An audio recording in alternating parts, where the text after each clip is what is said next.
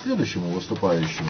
Да, большое спасибо за предоставление возможность выступить о проблеме Таджикистана.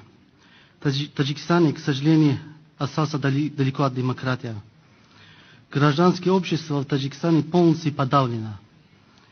Можно уверенно сказать, что никакого независимого института в Таджикистане не осталось. Все гражданские общества под тотальный контроль и давление Комитет национальной безопасности Таджикистана. Из 7 политических партий в Таджикистане 5 существует номинально, только для того, чтобы показать миру, что в Таджикистане есть многопартийная система и система возможного выбора. Уже 26 лет под тотальной диктатурой Таджикистана правит Эмомали Рахмон, который не уважает никакой демократический выбор.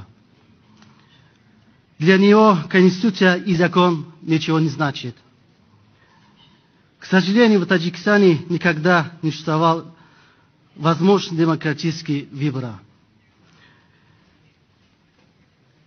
Эмомали Рахмон пришел к власти военным путем. Кровавые убийства с оружием в руках. Изначально он взял курс борьбы со своим оппонентом насильственным путем. К сожалению, этот курс продолжается до сих пор. Западные страны, которые являются гарантом демократии, выделяют огромные суммы для развития демократии и гражданского общества Таджикистана. Однако все эти суммы, вместо того, чтобы направить на развитие демократии, Таджикистан использует против политических оппонентов для уничтожения их внутри страны и за рубежом. Власть Таджикистана похищает своих политических оппонентов из других стран и убивает.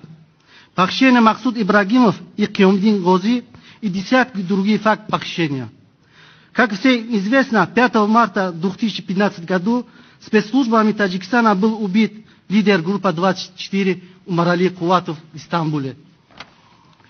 22 августа 2018 года в Фейсбуке вышел признание офицер Комитета национальной безопасности Таджикистана Мамад Али Расулов о плане проведения теракта спецслужбами Таджикистана на территории Европейского Союза по убийству лидера партии Исламского возрождения Таджикистана Мухиддин Кабири.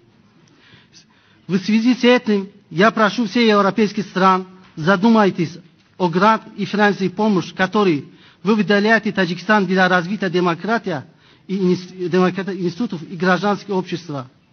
Пора принимать конкретный шаг для введения персональных санкций по отношению к чиновникам Таджикистана. Благодарю за внимание. Благодарю вас. И теперь хочу